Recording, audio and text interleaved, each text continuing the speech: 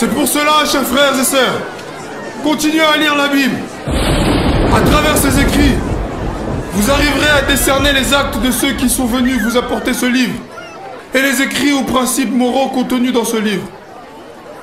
Il faut qu'un voleur soit saisi avec l'objet qu'il a volé.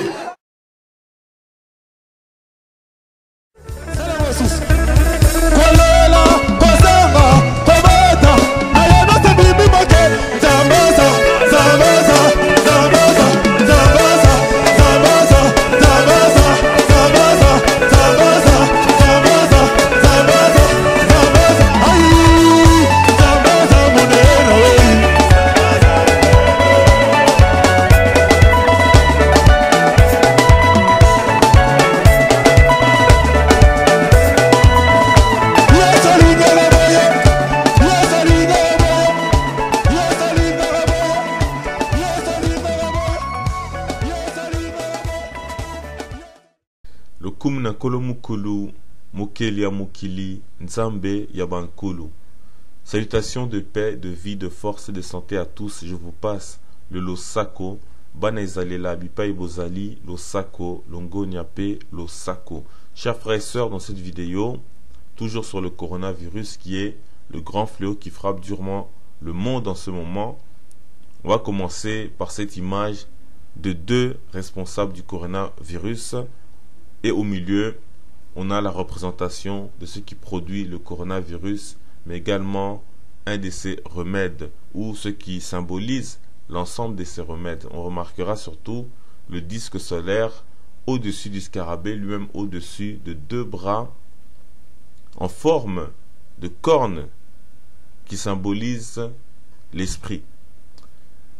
Avec ça, vous avez une représentation symbolique du coronavirus et qui symbolise à la fois une renaissance, donc une nouvelle ère. Déjà, dans l'Égypte antique, pour indiquer le nouvel an, en écriture hiéroglyphe, on l'a déjà vu, on dessinait une corne avec une tige de palmier. En tout cas, deux cornes. Et les cornes symbolisent le renouveau. Et cette nouvelle ère s'appelle l'ère du Loseba. Loseba et du Sabbat, l'Isaba, qui est le repos. Et on l'a vu par le grand confinement mondial. Aujourd'hui, on parle de plus de 4 milliards de personnes confinées dans le monde. Et l'Oseba signifie également corne, mais c'est aussi la corne ou la trompette qui annonce la venue d'un roi, d'un messie. C'est-à-dire le titre que se disputent les deux personnages que vous voyez à l'écran. Ces images sont des représentations bien évidemment qui sont symboliques. Le messie n'a pas la tête d'un faucon. C'est pour indiquer certains attributs intrinsèques, spirituels, mais aussi d'une très grande profondeur. Et chacun donc veut unifier le pouvoir sur terre, ce que certains appelleraient une forme de nouvel ordre mondial, sauf que l'un symbolise l'ordre du diable et l'autre symbolise l'ordre de la libération, l'ordre du créateur de Nkolo. Le scarabée symbolise une nouvelle naissance en lien avec le coronavirus et on constate que les forces occultes de ce monde, au travers des Nations Unies, veulent lancer une campagne massive de vaccination en Afrique, une chose rejetée par l'ensemble des Africains. Et quand on sait que c'est des gens comme des Bill Gates qui en font la promotion depuis des années, on comprend qu'il y a certainement non seulement une volonté de stérilisation, mais aussi de tuer massivement, que ce soit à petit feu, que ce soit par... Cela doit nous faire réfléchir, car dans la Bible, cela arrive à chaque fois qu'un Messie, un libérateur, vient de naître ou que son peuple commence à devenir nombreux. Ce fut le cas dans le récit de Moïse dans l'Ancien Testament et du Christ dans le Nouveau Testament. En particulier, dans le récit du Christ, il y avait une étoile qui brillait et c'est ce soleil au-dessus du scarabée que vous voyez à l'image et qui est à mettre en lien avec le coronavirus. Le soleil, c'est une étoile tout comme Sirius. Les rayons de soleil ou d'une étoile, ce sont des cornes ou une couronne pour le soleil.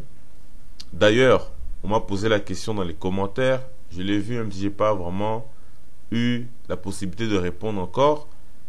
à certains commentaires, mais de toute façon, la réponse sera donnée dans cette vidéo-ci. Le soleil qui brille, est-ce que cela ne nous rappelle-t-il pas la forme du coronavirus et la raison de son nom? Comme dans cette image modélisée. On rappelle que le virus doit son nom à l'apparence de ces particules virales portant des excroissances qui évoquent une couronne. Ça, c'est ce que nous dit le site Futura Science. Et on parle donc d'excroissance. Si on prend la définition de la corne, on nous dit excroissance épidermique dure et pointue sur la tête de certains animaux. Donc on parle encore d'excroissance. Et donc on parle aussi d'excroissance pointue. La pointe en lingala se dit lisebo. La racine c'est sebo. Le li c'est comme le ou la en français. Et l'oseba c'est la corne. La racine c'est seba. Et l'oseba c'est aussi la corne, la trompe ou la trompette annonçant le roi. Donc celui qui porte la couronne. Ça annonce l'arrivée du roi. Et de nos jours, comme on a déjà dit, les couronnes les plus connues au monde sont celles qui ressemblent à des cornes ou bien à des pointes. Daniel, vous connaissez Daniel, le prophète Daniel, a fait un rêve majestueux. Il se voit dans la nuit, au bout de la nuit, au début et au bout, c'est-à-dire au début à la fin, il se voit en train de rêver des vents, 4 vents très puissants qui vont fouetter la mer. De la mer sortent des bêtes féroces, de couleur ça, de couleur ça. Et puis il voit ça. Il voit la quatrième, et la quatrième, la voit féroce, elle déchiquette. Elle a 3 couronnes qui lui poussent dans les dents de fer. De fer. Waouh. Je tremble quand je parle. Les dents de fer. Puis ces 3 cornes, il parle de cornes, elles vont disparaître parce qu'il y a une qui va pousser derrière, qui est puissante, qui arrache et qui tue, qui écrase tout. C'est qui? Cette quatrième, c'est qui? C'est là l'exil que nous sommes aujourd'hui. L'exil de Édom.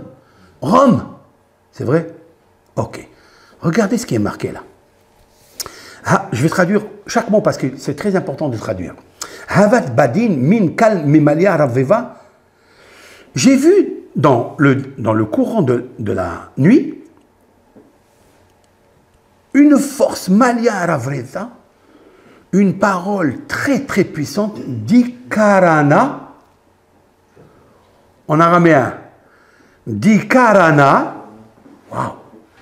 Mais Malala, qui parle, qui vomissait, Hazat Havi, je la voyais, Adikatil Haivata, jusqu'à ce qu'elle a tué Veuvad, Gishma, Vievad, Likdat, Esh.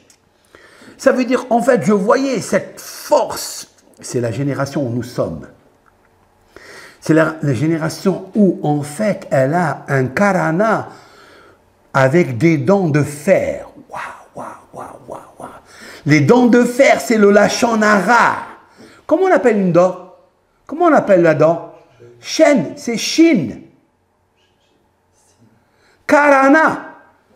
Karana ici, c'est en fait la corne, c'est en fait la couronne, c'est en fait la keren, c'est en fait le corona, c'est en fait la couronne de Dieu. Et qu'est-ce que Dieu il fait? Quelle est la correction de corona? C'est quoi? C'est le chaud. Il l'a tué avec, c'est une bête féroce, il l'a tué avec quoi? Avec le hesh, avec le feu. Waouh! On te dit que si y a de ça, lave-toi avec le chaud, c'est vrai?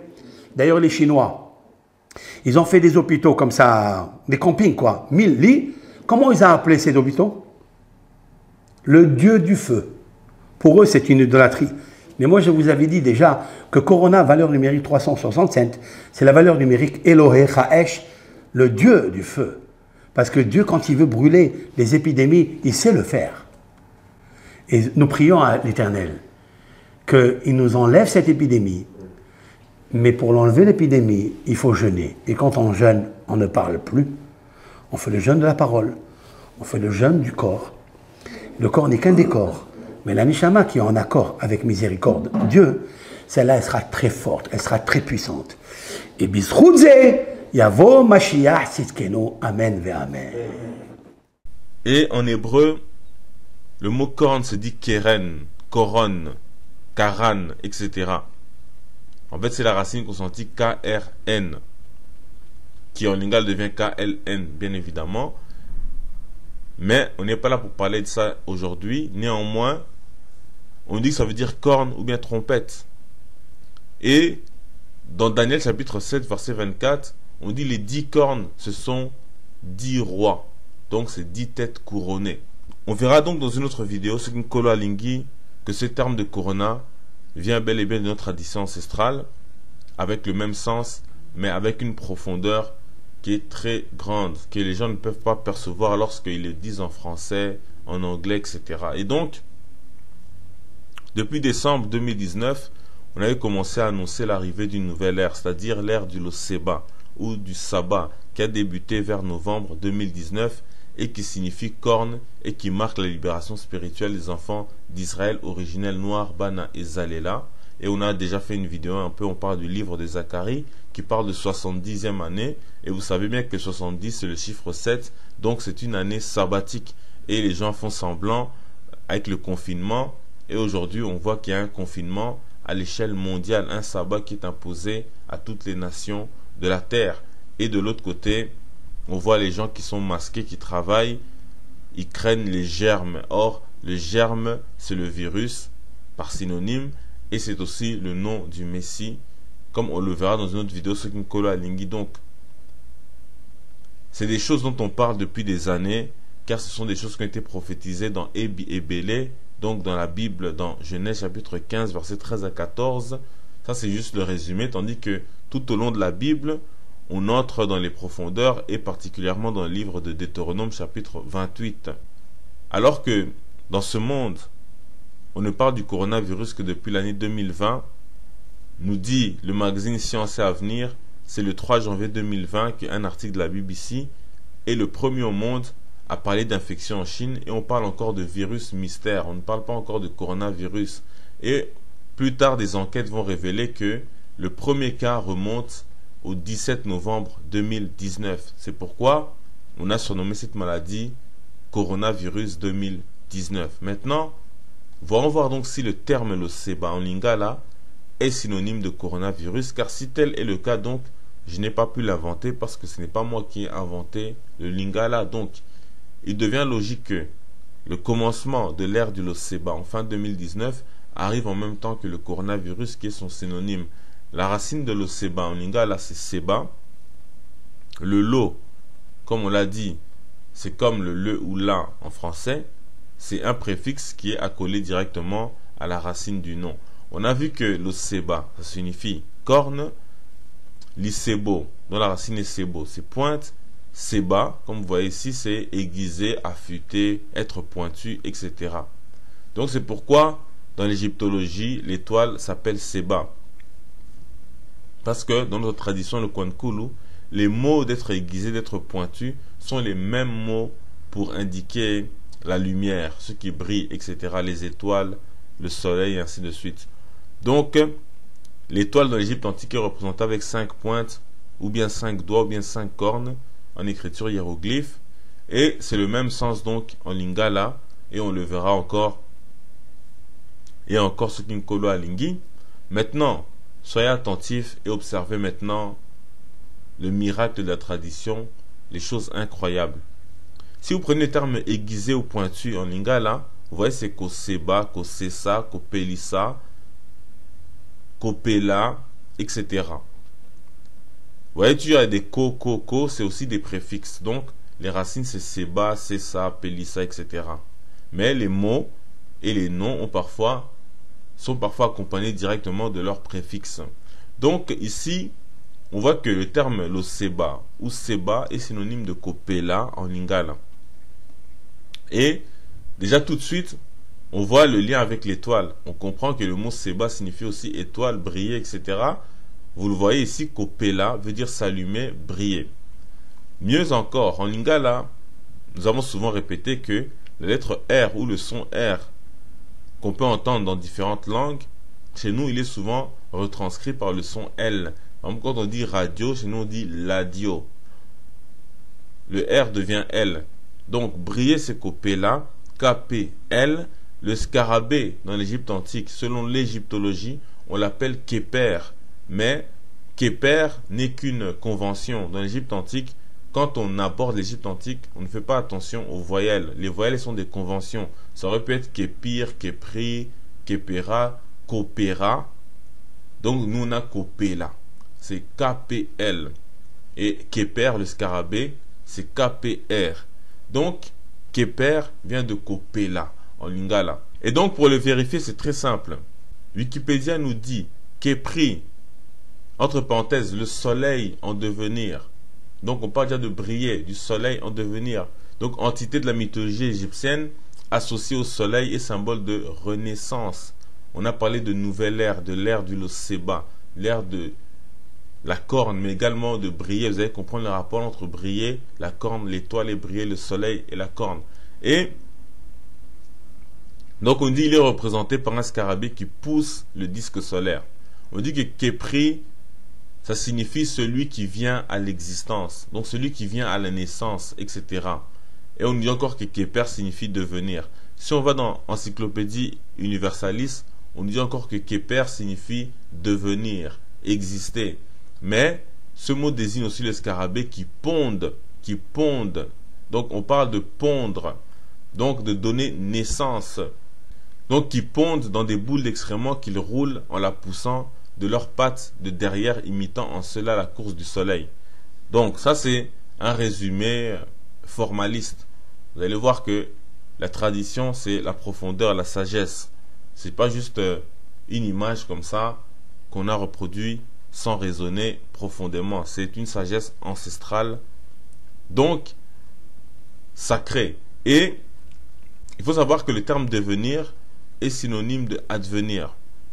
En lingala, advenir, c'est-à-dire arriver. Donc si on va dans le dictionnaire en lingala, on a advenir, c'est-à-dire on voit ici arriver, se produire, donc l'idée d'exister. Et ça se dit kopela, kopela. En fait, cela se prononce vraiment kopela, comme briller, car le deuxième cas qui suit le préfixe ko se prononce rarement. Donc, devenir, en lingala, c'est kopela, racine consonantique c'est KPL, devenir, dans l'égyptologie, c'est KPR, donc c'est Keper. De plus, Kopela se trouve parfaitement en accord avec le scarabée égyptien et le disque solaire, symbolisant donc la grossesse et la naissance. Si on prend le terme grossesse en lingala, donc état de la femme enceinte, c'est Kopela Zemi ou Kokumba Zemi. Donc c'est soit Kopela ou Kokumba. Donc la racine c'est Kumba et Pela. Donc si on dit concevoir, c'est pareil. Donc concevoir un enfant, c'est Kopela Zemi ou Kokumba Zemi. Et donc, sous forme de nom, ça donne Mokumba. Ça veut dire charge, fardeau, grossesse. Si on prend le terme fardeau, en lingala, ça donne Lipela Mokumba. Donc, vous voyez ici que le deuxième cas qui suit le préfixe est absent. Donc c'est pour vous dire qu'on prononce bien Kopela. Donc, on prend encore Lipela, c'est-à-dire poids, charge, etc. Donc, grossesse. Donc, ici, le cas qui suit le préfixe est absent. Donc, on comprend que si on met le préfixe ko à la place de li, on aura bien Kopela. Et on a vu que Kopela signifie briller. Et si on prend par exemple le livre d'Endera, à la page 75, il est dit: il a éclairé le pays dès qu'il a brillé sous sa manifestation de Kepri. Il est Kepri qui brille chaque jour. Donc Kopela. Et dans le livre stylistique et théologie à Edfou, Edfou c'est un temple dédié justement à Horus, à l'idée du Messie, du scarabée, etc. Bref, donc on dit Kepri le matin, celui qui brille d'or. Donc comme l'or.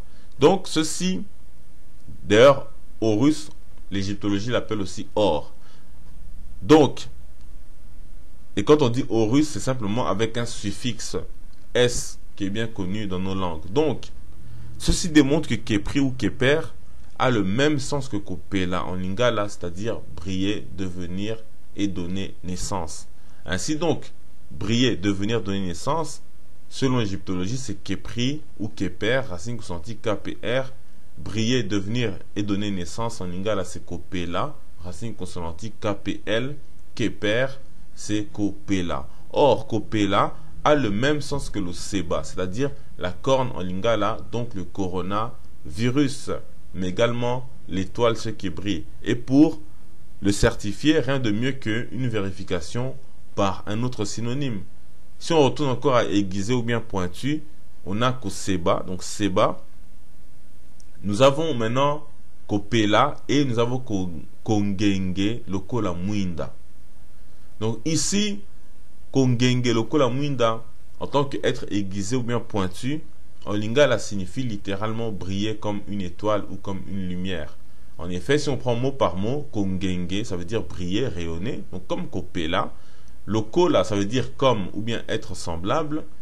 Et Muinda, ça veut dire une lampe, une lumière, une étoile, ce qui brille, etc. Et aussi incroyable que cela puisse paraître, on décrit exactement la forme et le sens du coronavirus. Car Ngenge, comme on l'a dit, c'est bien le virus. Or, quand vous revenez à Kongenge, vous voyez que la racine c'est Ngenge. Donc c'est la même racine que virus, Ngenge. Donc, quand on dit aiguisé, pointu, cornu, c'est Koseba, donc le Seba, la racine c'est Seba, ça veut dire aussi briller. Donc aiguisé, pointu, cornu, c'est Ngenge, Lokola Muinda. Briller comme une étoile, c'est Ngenge, Lokola Muinda. Virus semblable à une étoile, c'est Ngenge, Lokola Muinda. Et on a vu les formes du coronavirus. Et même, quelqu'un m'avait posé la question dans les commentaires. Donc les faits sont clairs parce que pour le soleil, ses rayons, c'est comme sa couronne. C'est comme ses cornes. Tout comme ce fameux virus. Donc, vous voyez la sagesse ancestrale du peuple originel et toute la profondeur quand on vous dit que l'ère du Loseba, alors que personne ne parlait de coronavirus, vous avez déjà mis ces images du Loseba depuis 2019. Et on a parlé de Ngenge, de virus. Donc, l'ère du Loseba est bien associée dans la tradition au coronavirus. Dans une vidéo du 29 décembre 2019, on parle de Ngenge ou de Nganga. Ngenge, ça veut dire virus, entre autres. Donc, comme le coronavirus, et celui qui en a la maîtrise et les remèdes, c'est le Nganga. Donc, on le traduit souvent par féticheur, mais chez nous, c'est le médecin. Et c'est pas n'importe quel médecin, c'est un médecin divin. Et on le verra clairement avec Ebi Ebele, c'est-à-dire la Bible. Donc, c'est clairement dans la Bible, c'est ainsi. Et donc, le Nganga est associé au Nganga. Nganga, Lingala, c'est bien qui? Le scarabée. Donc, vous comprenez que on l'appelle également Kopela. Donc, symbole de la naissance, lui-même associé à Ganga ou Nganga, qui veut dire crier, hurler, faire du bruit, émettre un son qui est fort. C'est-à-dire la première chose que fait un bébé à la naissance. Et justement, on parle d'une nouvelle ère, d'une renaissance et d'un temps nouveau qui est annoncé par des sons. Le Loseba, on dit que c'est la trompe aussi. Donc, Ngonga, en lingala, ça veut dire le temps, l'heure, la cloche, la sonnerie. Et si on prend encore le terme son, on dit Mongongo, la racine c'est Ngongo. Et on a vu que ongle c'est l'Inzaka, la racine c'est Nzaka, et l'Ongongo, la racine c'est Ngongo. Or, l'ongle a le même nom que la corne. C'est le même principe. Et corne, c'est donc Monzeke, donc la racine c'est Nzeke, comme l'ongle Nzaka, et bien évidemment c'est l'Oseba. Et le Loseba, la corne ou la trompe fait du bruit, donc Ngongo, ou Ganga, Ngonga, etc. Donc tout est absolument logique. Mais comme on dit jamais 203, si on revient encore à notre terme de aiguisé, pointu, etc., c'est toujours qu'au Seba, mais également qu'au Pelissa, Mbeli. Donc, la corne, le Seba, c'est encore synonyme de Pelissa. Pelissa veut dire encore allumer, mais également affûter, rendre pointu, etc. Donc, Pelissa, c'est la racine consonantique PLS. PLS, si on le renvoie dans la prononciation des autres peuples, dans d'autres langues, ça devient PRS. Et ici, vous voyez le terme parsa en hébreu. Donc la racine consonantique, c'est PRS. On dit que ça veut dire le sabot, l'ongle, la corne. Donc, corne, le seba, est synonyme de pointu, cornu, pélissa. Donc, c'est PLS. Corne, en hébreu, c'est parsa. PRS, donc parsa, c'est pélissa. Parce que les consonnes, comme on a dit, c'est la racine consonantique dans la Bible à l'origine. Il n'y avait pas de voyelle. Donc, de ce fait-là, parsa, ça aurait pu être périssa. Et périssa, tu remplaces le R par le S, ça donne pélissa. Aussi, même en français, le sabot a la même racine consonantique que la corne en lingala, seba. En effet, quand on dit seba, sabot, c'est la même chose. Et nous savons que la chèvre, ou plutôt le bouc, est l'animal qui souvent symbolise Satan. En lingala, la relation est claire. Si on regarde l'étymologie de Satan, ça veut dire accuser, diffamer. C'est pourquoi on appelle Satan l'accusateur, notamment dans le livre d'Apocalypse. Et en lingala, tuba signifie percer, piquer. Donc c'est l'idée de la corne, de ce qui est pointu. Mais tuba, ça veut dire aussi accuser, dénoncer, inculper. Et taba, c'est la chèvre ou le bouc.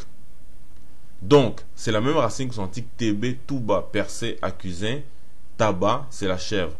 Chose intéressante, en français, on dit percer. Or, la Perse, c'est l'Iran. Et l'Occident ne cesse d'accuser l'Iran de tous les crimes de la terre. Mais aussi, l'Iran a été le deuxième pays après la Chine à subir durement le coronavirus. Aussi, les choses qui piquent ou qui percent rappellent le nom de Satan en lingala. Je prends des exemples. Sende, c'est les arêtes, les épines, les pointes. Sete, c'est les clous, les pointes, etc.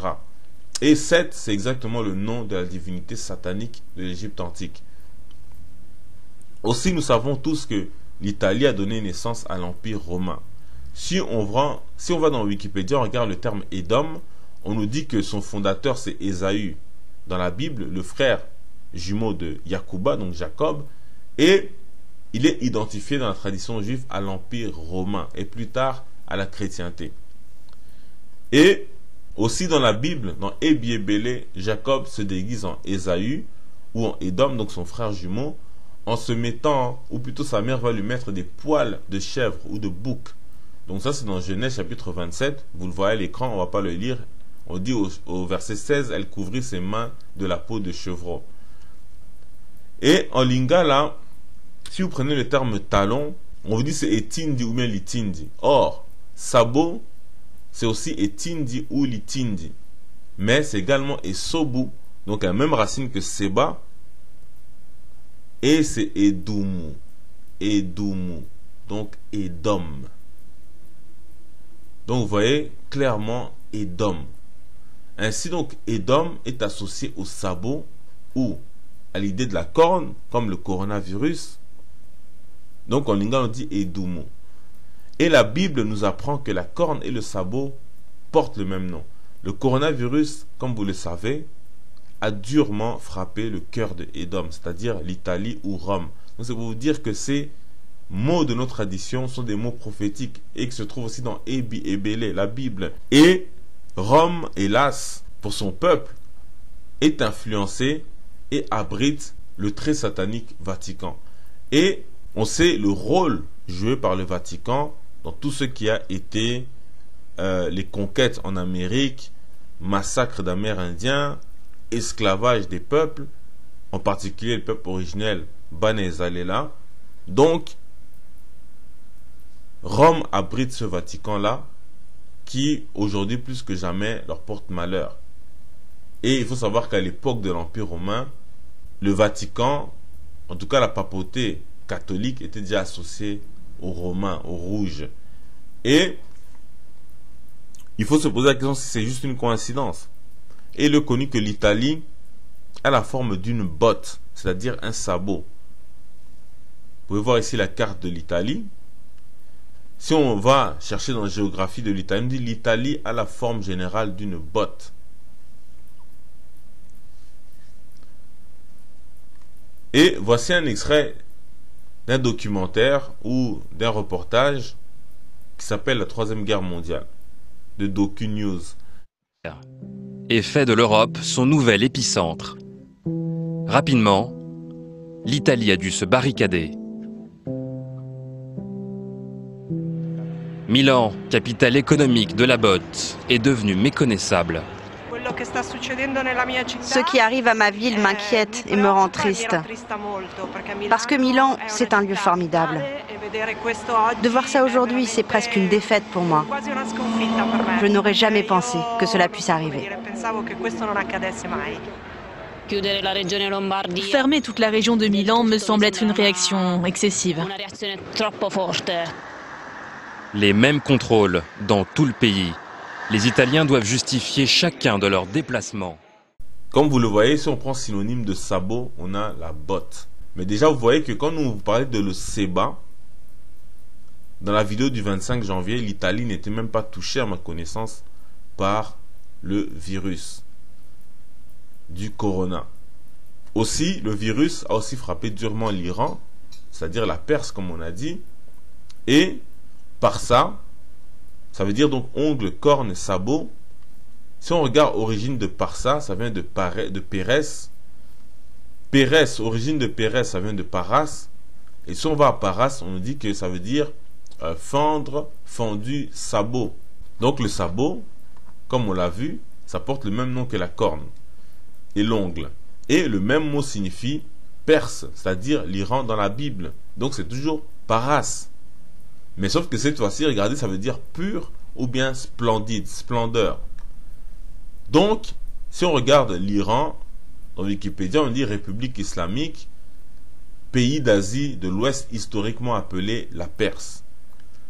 En hébreu donc, Paras c'est corne, sabot, Paras c'est la Perse, donc l'Iran, et Paras c'est pure splendeur. Il faut donc se tourner vers le Lingala et le Kwankulu pour bien comprendre tout ceci. Donc Perse, Paras c'est PRS, PRS c'est PLS, donc PLS c'est Pélissa, comme on l'a dit depuis le début, et Pélissa veut dire allumer, briller, etc. Donc c'est l'idée de la splendeur, l'idée de l'étoile qui brille, etc. Et ça veut dire aussi bien évidemment aiguisé, pointu, et ainsi de suite. Si on prend les synonymes de splendeur, vous avez l'éclat, la brillance. Si on prend le terme copéla, vous avez briller.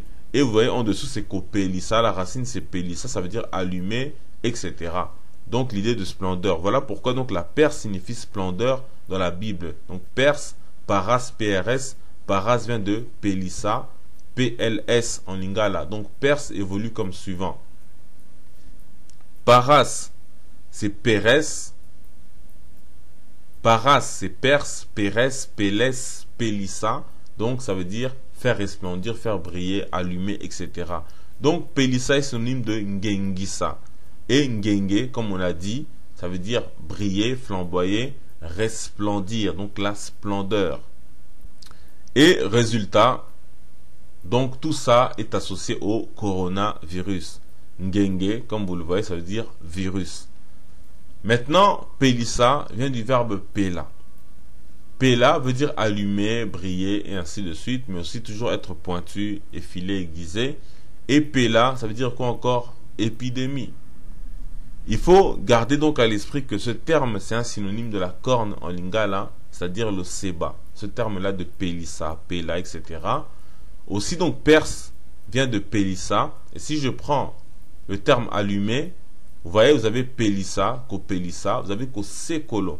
Sekolo a pour racine seko, seke, c'est-à-dire la corne. Vous avez zikissa, qui vient de zika, comme le prophète Zacharie, et de ziké, la corne. Et vous avez encore kopela, dont la racine est pela, mais kopela, sous cette forme-là, devient le scarabée, ce qui brille, etc. Et vous avez kongenge, donc, qui veut dire à la fois briller, mais aussi virus. Du coup, donc pélissa, allumer, flamber, c'est l'idée de l'étoile, donc de resplendir. Effilé, ça veut dire être fin, être pointu, donc être comme une corne. Or, aiguisé, c'est koseba, kosesa, kopelissa, donc pelissa, kopela, kongengelokola, mwinda. Donc tout ce qu'on a vu depuis le début, synonyme donc de corne, liseke, boseba ou loseba.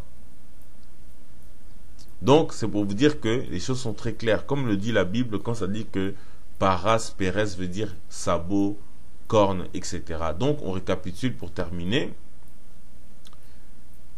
Donc en hébreu, donc PRS, la racine causantique, donne Paras, corne, sabot. PRS, Paras, Pérès, ça donne la Perse, donc la splendeur briller. Olinga, la PRS, c'est PLS, PLS, c'est Pélissa, resplendir, briller, être pointu. L'idée de corne, ça veut dire aussi l'idée de l'épidémie. Pélissa donne Ngengisa, qui vient de Ngenge. Ngenge, ça veut dire resplendir, briller, mais ça veut dire aussi virus. Pélissa, c'est synonyme de l'Oseba. L'Oseba, c'est la corne Pélissa. C'est aussi Sekolo ou Zikisa. Sekolo, Zikisa, c'est les racines de Seke et Zike. Seke et Zike ou Nzeke, c'est la corne. Donc on pourrait dire encore beaucoup plus de choses là-dessus.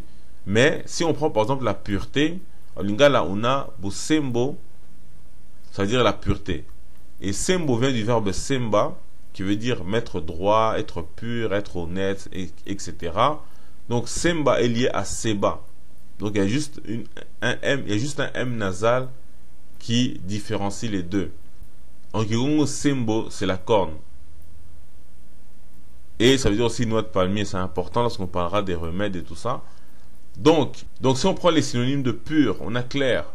Donc clair, c'est Sembe, Sembe. Clairement, c'est Polele. Polele vient de Polé. Polé, c'est la clarté, la lumière, donc la pureté. Et Polé est lié à Péla, donc s'allumer, briller, etc., resplendir, qui donne Pélissa, qui a donné donc l'origine du terme perse. Et clarté, en lingala, c'est Bopeto, et Bopeto, comme vous voyez, ça veut dire pureté. Donc c'est pour vous dire clairement que quand on dit Polé, c'est la même chose que Bopeto, donc la pureté, la clarté, etc. Donc, c'est bien ce Polé ou Péla qui a donné Pélissa. Et on se souviendra toujours de ce qu'a dit le raciste Gobineau, qui a vécu au 19e siècle. Il dit que les langues africaines sont des langues sémitiques dans un état de perfection supérieur aux langues sémitiques. Donc il ne faut pas vous étonner que dans nos langues, on retrouve les racines des mots jusqu'à la première syllabe. Et puis, on peut aller comme ça jusqu'à une dizaine, une quinzaine de syllabes qui peuvent se suivre. Donc, Pélissa, Pélissama, Pélissamaka, etc. Donc, nos langues sont dans un état de perfection bien supérieur aux langues sémitiques. Donc, ça, si quelqu'un peut démontrer le contraire, ce serait intéressant de le voir. Mais, jusqu'à preuve du contraire, c'est ce qui paraît clairement. Enfin, donc, Paras en hébreu signifie perse, mais aussi corne, ongle ou griffe, même sabot. Les ongles servent à gratter. Si on prend le terme égratigner, gratter, écorcher, c'est polois. Et ce terme-là devient poluissa. Donc, racine consonantique PLS. Donc, comme paras, perse. Et cette fois-ci, ça veut dire donc l'idée de corne, de sabot, encore de l'ongle, mais de façon très précise. Donc, on voit que le Kwankul arrive à donner la réplique à tous ces termes-là, mais surtout en conclusion, lorsqu'on dit que l'ère du Loseba, c'est-à-dire l'ère de la corne, du sabbat, est directement liée au coronavirus, tout ceci donc l'a démontré une fois de plus. On va s'arrêter ici pour cette vidéo. Le Kumunankolo, Tatanzambe Abankulu, Père Viforce 100 ans, salutations.